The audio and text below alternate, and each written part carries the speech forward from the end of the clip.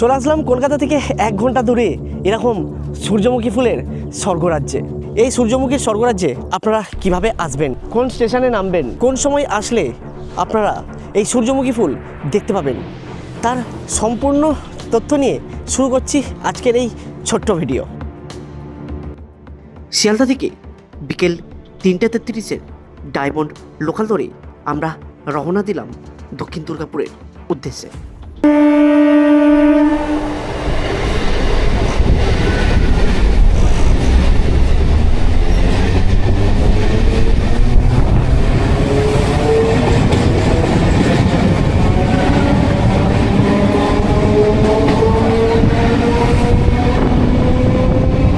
সময় বলছে ঘড়ির কাঁটাতে এখন বিকাল 4:30, আর কলকাতা থেকে 30 কিলোমিটার পথ অতিক্রম করে আমরা কিন্তু এখন পৌঁছে গেলাম দক্ষিণ দুর্গাপুর স্টেশনে।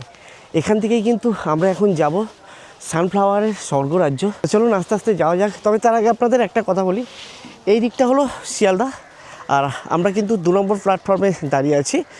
2 নম্বর প্ল্যাটফর্ম থেকে আমরা এখন কিন্তু সোজা যাব একদম স্টেশনের শেষ বরাবর, ওইখান থেকেই কিন্তু আমরা নিচে নামবো।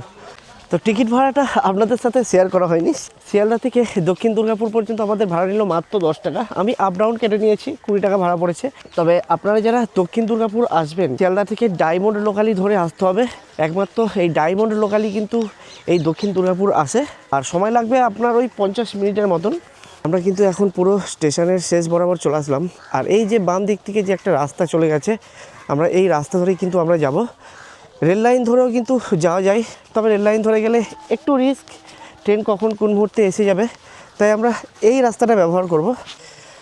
এই হলো স্টেশন, আমরা এই রাস্তা ধরে আসলে এই যে রাস্তাটা দেখতে পাচ্ছেন, এই রাস্তা সোজাও যাওয়া যায়, কিন্তু আমরা এই যে ডান দিকে যে একটা মাঠ মতন আছে, আমরা এই মাঠ ব্যবহার করব। আর এখানে দেখুন বাচ্চারা কিন্তু খেলাধুলা করছে, সেই শৈশব দিনের কথা কিন্তু আমার এখন মনে পড়ে যাচ্ছে। তো চলুন আপাতত এই রাস্তা ধরে যাওয়া যাক।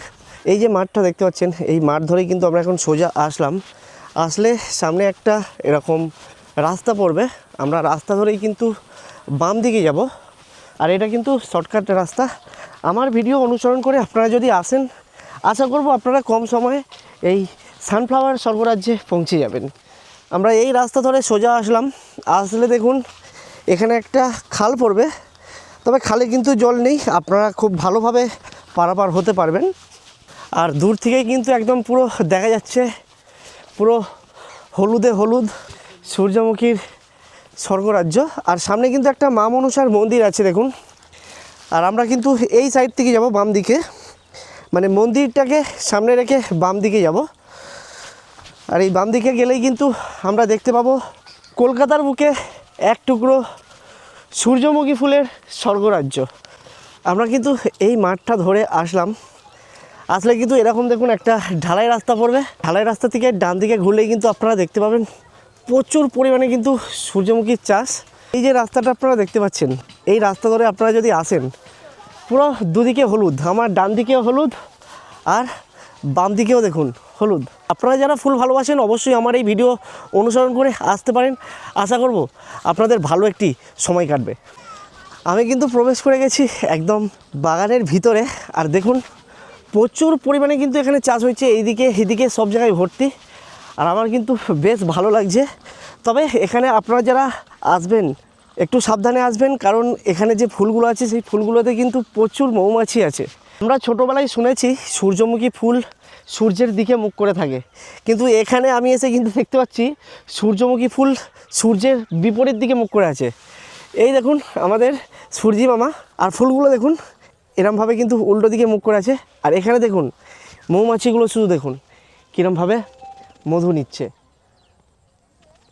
যারা ভিডিওগ্রাফি করতে ভালোবাসেন, ফটোগ্রাফি করতে ভালোবাসেন, তাদের জন্য কিন্তু এই জায়গাটা একদম বেস্ট ডেস্টিনেশান। আমি অফিস শেষ করে একবেলা এই জায়গাটিতে সময় কাটাতে আসলাম, আমার কিন্তু বেশ ভালো সময় কাটছে। চলুন এই দিক থেকে একটু ভিতরে ঢোকা যাক।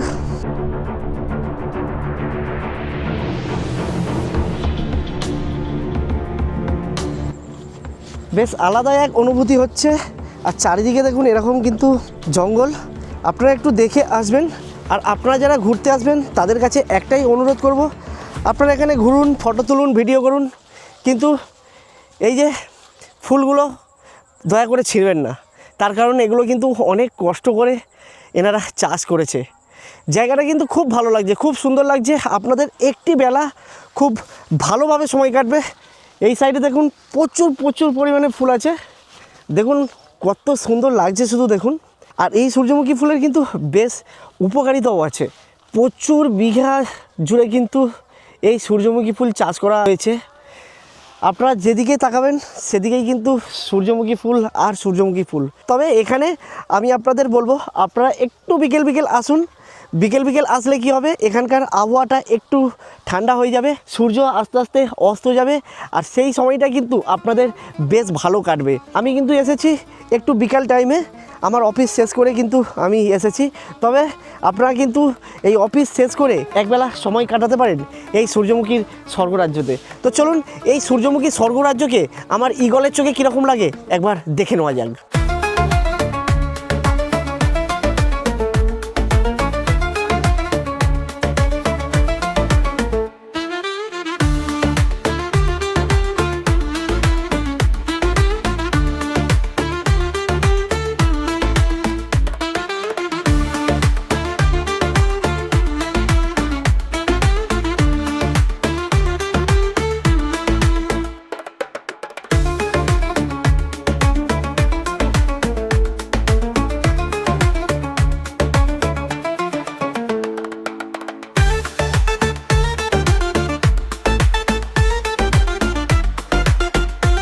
আমার ঈগলের চোখে এই সানফ্লাওয়ারের স্বর্গরাজ্য কীরকম লাগলো অবশ্যই কমেন্ট করে জানাবেন। আর এখানে আমি কিন্তু দেখতে পাচ্ছি বেশ কিছু এখানকার দাদারা এসেছে। তো দাদারা কোথা থেকে আসা হয়েছে? বারুইপুর থেকে আসা হয়েছে। কীরকম লাগছে এই সানফ্লাওয়ার স্বর্গরাজ্য? আচ্ছা, এটা কি প্রথমবার আসা হয়েছে? আজকের ভিডিওটা আপনাদের সাথে শেয়ার করলাম। ভিডিওটি কেমন লাগলো কমেন্ট করে জানাবেন, আর যদি ভালো লাগে প্রচুর প্রচুর শেয়ার করবেন এবং আপনাদের মতামত অবশ্যই কিন্তু আমাকে কমেন্ট করে জানাবেন। এইবার এই স্বর্গরাজ্যকে ছেড়ে আমরা চলে যাব আমাদের গন্তব্যে। সকলে ভালো থাকবেন, সুস্থ থাকবেন। খুব শীঘ্রই আপনাদের সাথে দেখা হচ্ছে নতুন কোনো এক ব্লগে। আজকের মতন সকলকে টাটা।